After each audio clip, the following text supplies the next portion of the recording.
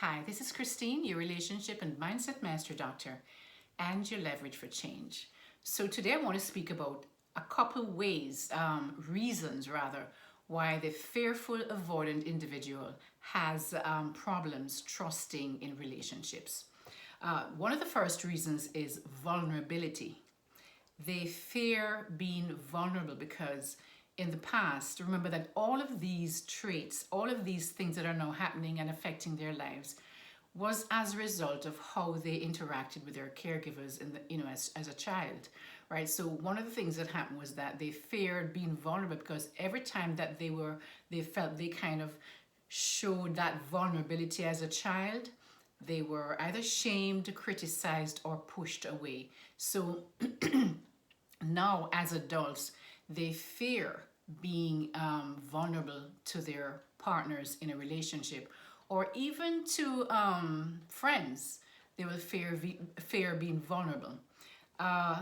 This makes it, of course, very difficult because especially intimate relationships, a certain amount of vulnerability, actually a lot of vulnerability is required for intimate relationships, because you have to be really honest with each other, how you're feeling, what's happening inside of you, to make so that both of you can be on the same page.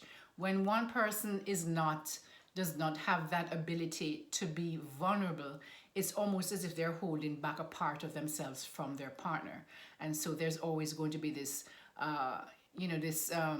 not fully trusting if this relationship is something that is good for them. And so that vulnerability is very important. But this problem with the fearful avoidant being really afraid of being vulnerable can pose a really big problem in their relationships, especially intimate relationships. By the way, guys, please don't forget to like, share, and subscribe to my channel, so that way as soon as I upload a new video, you will be notified.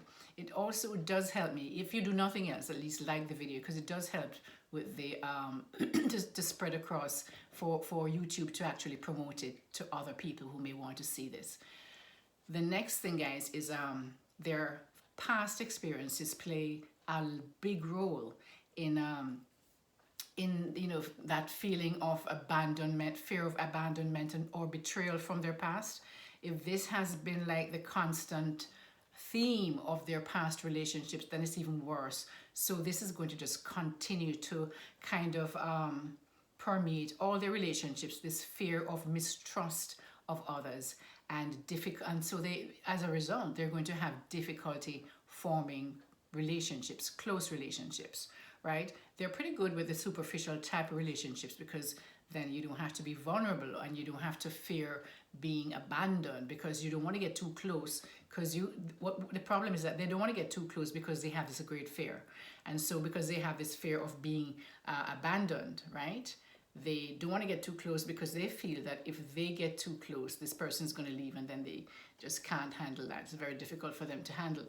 So instead, they have this superficial kind of way of being in relationships without getting too connected to the person because of because of a lot of betrayal in their past relationships.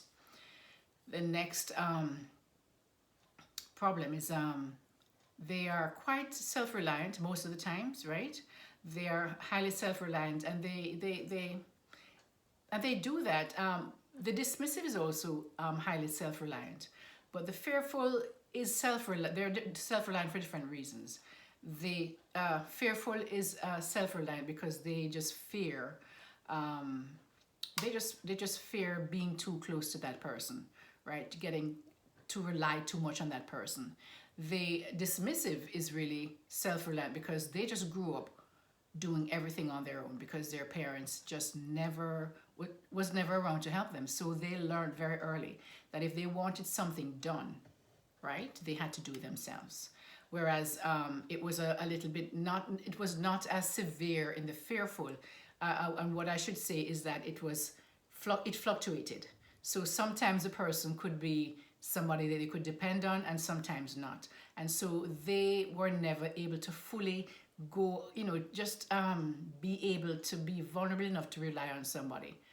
That is one of the problems, because if they feel that if they have to rely on someone for emotional support, it's going to make them feel very vulnerable, and they have a problem being vulnerable. The other thing is that fearful of intimacy issues, they have problem with intimacy issues. The fearful avoidant, they struggle with intimacy because it's, I want to be intimate, and they will come towards you and be intimate, but it is never sustained because there's this lack of trust and this fear of betrayal and this fear of abandonment. And so there's always this, they at their core, they really want to have a close relationship. They really want to have somebody they can trust, but their past experiences of betrayal and abandonment and just people not being there for them, they are very, fearful of getting too intimately close to that person. So with this relationship, we know that this relationship, from past videos I've done, this person will seek out the relationship, seek out intimacy, but once they feel it's after a while it gets too much, and so they're going to pull back. They're going to pull back. And so these are the relationships where you hear people describe it as on and off, hot and cold types of relationships. There's the other problem also is the fear of loss, fear of losing, their independence. As I say, they want the relationship, but they also want their independence. So as soon, and this can look like times when, and a lot of the reason why they want this independence is because they fear if they get too close to someone, right? It's going to put them at a disadvantage, as if that person chooses not to be with them anymore, then it's going to be at a disadvantage for them, and they can't cope with that. It's very hard for them. So it's almost as if they go into relationships with an exit plan. The fearful avoidant goes into relationships for the most part with an exit plan, almost with an idea in their heads that it's not going to last. It's just for a time. So they don't go into relationships. They need relationships. They yearn for relationships, but they also fear relationships. So it's always this push-pull kind of dynamic that they have as adults in their adult relationships. And so because of the fear, they have a difficulty trusting their partners. Now, because of this, of course, they send this on and off. They send mixed signals. One day they're very loving and close and cuddling and everything, and the next day is like, they're very distant and uninterested in, and then they get needy and clingy, and then they're back again. They're in the opposite direction again. So it's a very traumatic kind of relationship, especially for their partner, but it's also traumatic for them because they've come to a point where they can't control these kinds of feelings. It's not as if they go in planning to feel that way. They go in almost subconsciously, knowing that this is not a permanent relationship. That is and the reason why they're going with that idea and with this, and it more than likely, guys, it is subconscious. It's not something that they actually go in thinking that I'm going in to end this relationship. But it's like wired so deeply into their subconscious that they have this, there's this baseline that they have that they enter into relationships almost expecting it not to last, because they don't feel that, first of all, they don't feel that they're good enough. A lot of times they have a very low sense of low self-worth, and so they don't believe that they're going to be good enough, and one day the person that they're dating is going to find out that they're not good enough for them.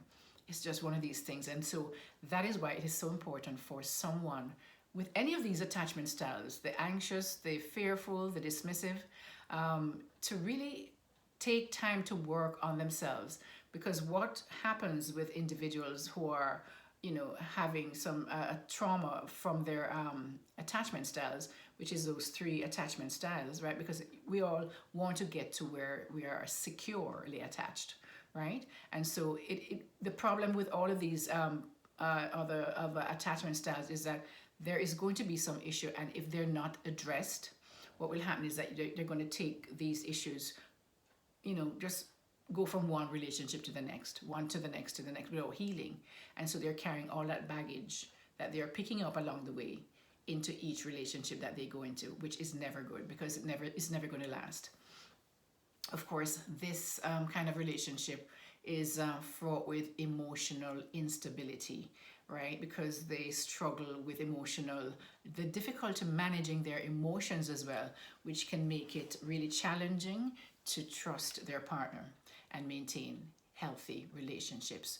Well, guys, I hope that you've learned something, even if it's one thing that you've learned that is new. I hope that you've learned something from this video, and I'll see you next time around. Please don't forget to like, share, and subscribe, and comment if there's anything that you, as a fearful avoidant, if you've been watching videos online, I'm sure there are other people doing videos, or some of my videos to kind of, and you have identified as, you know, from the traits and from the behavior and from all of those things that are pointed out, then if you notice that you may be this person who is fearful avoidant, put some of the, you know, comment and you know, probably see how these things affect you, if this is true, and if it's not true for you, whatever it is, just let me know, and other people can learn from that as well.